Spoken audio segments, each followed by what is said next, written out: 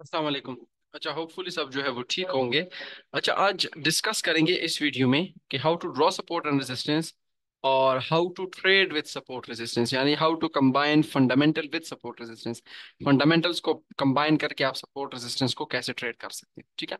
तो first of all draw करते हैं कि सपोर्ट रेजिस्टेंस को आपने ड्रॉ कैसे करना है। तो आपने फर्स्ट ऑफ ऑल जब भी सपोर्ट रेजिस्टेंस ड्रॉ करने हायर टाइम फ्रेम से लोअर टाइम फ्रेम की तरफ जाना है। तो हायर टाइम फ्रेम 1 वीक की तरफ आपने चलना है, 1 वीक से आपने स्टार्ट करना है, ठीक है। जैसे आप मैं आपको फिर बताऊंगा कि इसका वजह क्या है कि हायर टाइम फ्रेम से लोअर टाइम फ्रेम की तरफ हम जाएंगे। तो फर्स्ट ऑफ ऑल आप 1 वीक टाइम फ्रेम पे मैं आ गए, तो मैं देखूंगा कौन से ऐसे एरियाज है जहां से बहुत ज्यादा मार्केट ऊपर गया है, या कौन से ऐसे एरियाज है जहां से बहुत ज्यादा मार्केट नीचे आया। रिमेंबर, सपोर्ट रेजिस्टेंस सिर्फ और सिर्फ हॉरिजेंटल लाइन नहीं है। इस तरह नहीं है कि बस आपने ये लाइन ड्रॉ कर लिया है, ठीक है, और आपने ये सपोर्ट रेजिस्टेंस है। तो फर्स्ट आपने हायर टाइम फ्रेम से स्टार्ट करना है, वीकली टाइम फ्रेम से। फिर उसके बाद आपने यहाँ पे एक जोन ड्रॉ करना है। तो फॉर एग्जांपल मैं यहाँ पे ड्रॉ कर रहा हूँ ये वाला। तो ये मैं कहता हूँ, इसको मैं थोड़ा सा ब्लैक कर लेता हूँ, डार्क मोड में चले जाते हैं, फिर आपको ज्यादा समझ आएगा। अब देखिए यहाँ पे मैंने एक जो है वो जोन ड्रॉ कर लिया। इसमें थोड़ी सी सेटिंग में इसका कलर चेंज करते हैं, और इसके कलर में बैकग्राउंड इसका वाइट करते हैं, ठीक है। और इसमें बैकग्राउंड इसका इस तरह नहीं नहीं नहीं नहीं, इस तरह वाइट, ठीक है। चले, ठीक है, वाइट हो गया। अब देखें यहाँ पे एक सपोर्ट रेजिस्टेंस जो है वो ड्रॉ।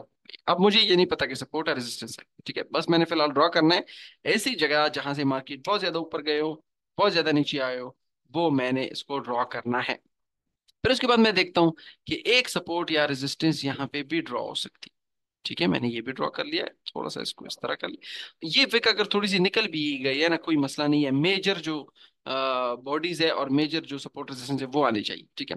अब देखिए मुझे अभी कोई नजर नहीं आ रहा कि यहाँ पे सपोर्ट बनता है या रेजिस्टेंस बनता है, तो मैं क्या करूंगा, वीकली टाइम फ्रेम से हट के डेली टाइम फ्रेम पे आ जाऊंगा, ठीक है। अब देखो, वीकली टाइम फ्रेम में मैंने सपोर्ट रेजिस्टेंस ड्रॉ किया है, लेकिन आप देख लें कि वीकली टाइम फ्रेम के जो सपोर्ट रेजिस्टेंस है जो मैंने ड्रॉ किया है वो बिल्कुल डेली के लिए वैलिड है, ठीक है।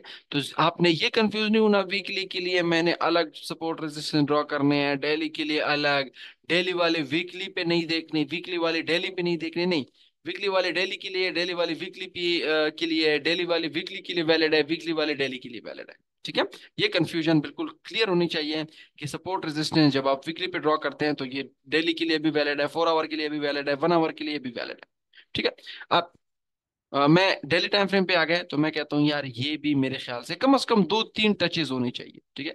तो मैं कहता हूँ 1 2 3 4, ये भी एक हमारे पास सपोर्ट या रेजिस्टेंस बनता है। अब डेली टाइम फ्रेम के बाद मुझे नहीं पता कि यहाँ पे कोई सपोर्ट रेजिस्टेंस बनता है नहीं बनता, तो बस आपने अपना टाइम फ्रेम कम करके डेली टाइम फ्रेम से हम चले गए हैं simply directly 4 hour time frame में। अब 4 आवर टाइम फ्रेम में आपने देखना है कि कौन से ऐसे एरियाज है जहां पे सपोर्ट या रेजिस्टेंस बन सकता है, ठीक है। तो मैं कहता हूँ यार मेरे ख्याल से तो यहाँ पे एक सपोर्ट रेजिस्टेंस बन सकता है ये वाला, ठीक है। अच्छा, ये भी बन गया। फिर उसके बाद मैं देखता हूँ 4 आवर पे कोई और सपोर्ट या रेजिस्टेंस बनता है, यस, ये एक और भी बनता है छोटा सा, ये वाला, ठीक है। अब इसके बाद मैं देखता हूँ कोई और सपोर्ट रेजिस्टेंस बनता है, नहीं बनता, ठीक है। मैंने सिंपली जाना है 1 आवर, ठीक है। 1 आवर पे जैसे ही आप जाएंगे, ठीक है, तो 1 आवर पे आप देखते हैं कोई और सपोर्ट या रेजिस्टेंस यहाँ पे कोई बन सकता है या नहीं बन सकता। तो आप देख रहे हैं कि मेरे पास ये वाला एरिया भी एक अच्छा खासा सपोर्ट या रेजिस्टेंस बन रहा है, ठीक है। आप देख ले, यहाँ से सपोर्ट, यहाँ से रेजिस्टेंस, फिर सपोर्ट, फिर सपोर्ट, फिर यहाँ से रेजिस्टेंस, फिर सपोर्ट, फिर सपोर्ट, फिर रेजिस्टेंस, फिर रेजिस्टेंस, फिर रेजिस्टेंस, फिर अभी जो है वो ब्रेकआउट करके मार्केट ऊपर की तरफ जा रहा है। अब ये जो 1 आवर टाइम फ्रेम में हमने सपोर्ट रेजिस्टेंस बनाया है ये डेली टाइम फ्रेम के लिए भी वैलिड है। अब देख लें, ये नहीं है कि आप ट्रेड कर रहे हैं डेली को, तो अगर आप यहाँ से सेल करते हैं तो फर्स्ट प्रॉफिट आपको यहाँ पे ले लेना चाहिए, ठीक है। तो सिंपली आप इसको थोड़ा सा यहाँ पे नैरो कर ले, ये इस तरह आ जाए, ठीक है। तो ये आपने इस तरह करना है। फिर 1 आवर तक गए थे, फिर आपने ज्यादा अगर जाना है तो 30 मिनट की तरफ जाए, लेकिन 30 मिनट के बाद आपने बस और छोटे टाइम फ्रेम की तरफ नहीं जाना। 30 मिनट जो है वो मोर देन इनफ है। अब सपोर्ट का है, रेजिस्टेंस का है, मार्केट यहाँ पे है, ऊपर ये रेजिस्टेंस है, बिल्कुल रेजिस्टेंस है। नीचे मार्केट से नीचे जितने भी होंगे वो सपोर्ट होंगे, मार्केट से ऊपर जितने भी होंगे वो रेजिस्टेंस होंगे। तो अगर मार्केट से ये नीचे है, एक दो तीन ये सपोर्ट है, मार्केट से ये ऊपर है तो एक दो ये सिंपली हमारे पास रेजिस्टेंस है। तो ये आपने सिंपली इसको सपोर्ट रेजिस्टेंस को ड्रॉ इस तरह करना है। अब how to trade support resistance with fundamentals, बहुत ही सिंपल है। वही एनएफपी की मिसाल मैं आपको देता हूँ। मई 3 को हमारे पास एनएफपी के फिगर्स आए थे यूएसडी के, ठीक है। तो मैं एक और फॉर एग्जांपल क्रिप्टो का को लेता हूँ, ठीक है। अब बिटकॉइन में अगर हम देख लें तो ये ऑलरेडी रेजिस्टेंस पे खड़ा था, ठीक है। यहाँ पे वो सपोर्ट रेजिस्टेंस का मैंने आपको सिखा दिया ऑलरेडी। अब देखिए यहाँ पे एनएफपी आया है, ठीक है। मार्केट यहाँ पे ऑलरेडी रेजिस्टेंस पे था, ये वाले कैंडल था न्यूज से पहले। जैसे ही न्यूज आई, आपको पता है एनएफपी की न्यूज आई, उसकी वजह से क्रिप्टो मार्केट को ऊपर जाना चाहिए, तो हम कहेंगे ये रेजिस्टेंस ब्रेक होगा और मार्केट नेक्स्ट रेजिस्टेंस तक जाएगा। तो सिंपली जब आप यहाँ से बाय करते हैं, एट रेजिस्टेंस भी आप बाय कर सकती हैं क्योंकि न्यूज आया है। न्यूज के सामने पे सपोर्ट रेजिस्टेंस की कोई जो नजदीक वाली सपोर्ट रेजिस्टेंस है, मार्केट ऑलरेडी सपोर्ट रेजिस्टेंस पे है तो उसकी कोई अहमियत नहीं होती। सिंपली आप देख लें यहाँ पे, जैसे आप इसी रेजिस्टेंस पे बाय करते हैं तो प्रॉफिट टेकिंग आप यहाँ पे सिंपली कर लें। इस तरह आप यहाँ पे देख लें, हमारे पास सीपीआई के फिगर्स आए। अब आप देखें सीपीआई के फिगर्स यहाँ पे आए, ठीक है। ऑलरेडी मार्केट ऑलरेडी रेजिस्टेंस पे है, फिर भी आप ट्रेड कर सकते हैं। आप कहेंगे ये रेजिस्टेंस ब्रेक होगा, मार्केट नेक्स्ट रेजिस्टेंस तक जाएगा, फिर नेक्स्ट रेजिस्टेंस तक जाएगा। तो आप देख लें सिंपली मार्केट ने यहाँ पे इस रेजिस्टेंस को ब्रेक किया और मार्केट सीधा ऊपर की तरफ गया। इसी तरह एक और मिसाल ले लेता हूँ, गोल्ड की मिसाल ले लेते हैं, ठीक है। तो गोल्ड में अगर हम देख लें, अच्छा जी, तो गोल्ड में अगर हम देख लें, अच्छा गोल्ड में भी हमारे पास 3 मई को यहाँ पे ये वाली कैंडल है मेरे ख्याल से, नहीं 3 मई, 3 मई ये वाली, ठीक है। यहाँ पे अब देखिए यहाँ पे रेजिस्टेंस थोड़ा सा मार्केट गया है, फिर इस रेजिस्टेंस को भी ब्रेक किया है, फिर यहाँ से मार्केट इसने रेजिस्टेंस को भी ब्रेक किया और मार्केट सीधा ऊपर की तरफ चली गई है। इसी तरह हमारे पास सीपीआई के फिगर्स भी आए थे। फॉर एग्जांपल जून की अगर हम सीपीआई के फिगर्स देख ले, जून को मेरे ख्याल से कोई 11 या 12 जून को, यस 12 जून को सीपीआई के फिगर्स आए थे, ठीक है। या 12 जून को एफएमसी की मीटिंग हुई थी। अब देखिए एफएमसी मीटिंग की वजह से हम कहेंगे, एफएमसी की मीटिंग की वजह से 12 जून को क्रिप्टो मार्केट डाउन जाएगा। अब यहाँ पे अगर हम थोड़ा सा बिटकॉइन की तरफ चले जाते हैं तो उस वक्त मेरे ख्याल से 66 या 67,000 पे था, यस ये।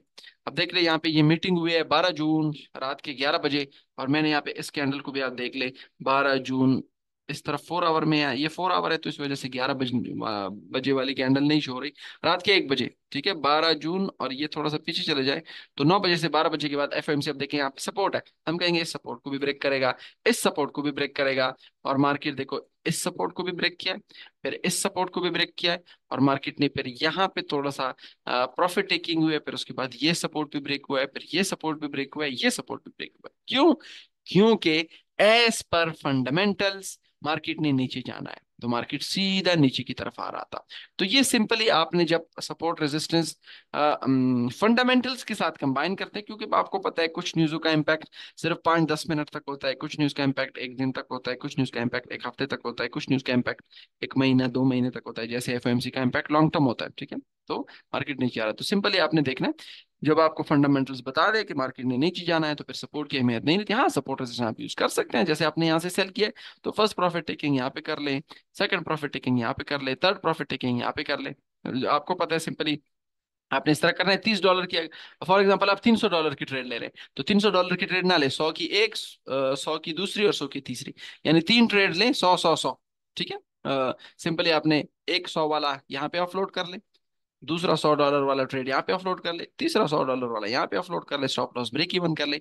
तो इस तरह आपने क्या करना है, सपोर्ट रेजिस्टेंस को ड्रॉ करना है और फिर उसको फंडामेंटल्स के साथ कंबाइन करके ट्रेड करना है। अदरवाइज तो आपको ये चार्ट्स और स्ट्रक्चर और पैटर्न से पता नहीं चलेगा कि ये सपोर्ट ब्रेक होगा या नहीं होगा, रेजिस्टेंस ब्रेक होगा या नहीं होगा। ज्यादातर लोग क्या कहते हैं, यहाँ पे ये वॉल्यूम आता है, फिर इसके ये कैंडल बनता है, ये कैंडल इसको खा जाता है, फिर पिन बार बनता है, फिर हाई वॉल्यूम ब्रेकआउट होता है, फिर लो वॉल्यूम, फिर 1 2 3 स्ट्रक्चर बन जाता है, ये होता है वो होता है। बाकी ये सारी चीजें काम नहीं करते, सिंपली फंडामेंटल को देखना है और उसके थ्रू आपको पता चलेगा कि सपोर्ट रेजिस्टेंस जो है वो ब्रेक होंगे या होल्ड होंगे। Thank you very much.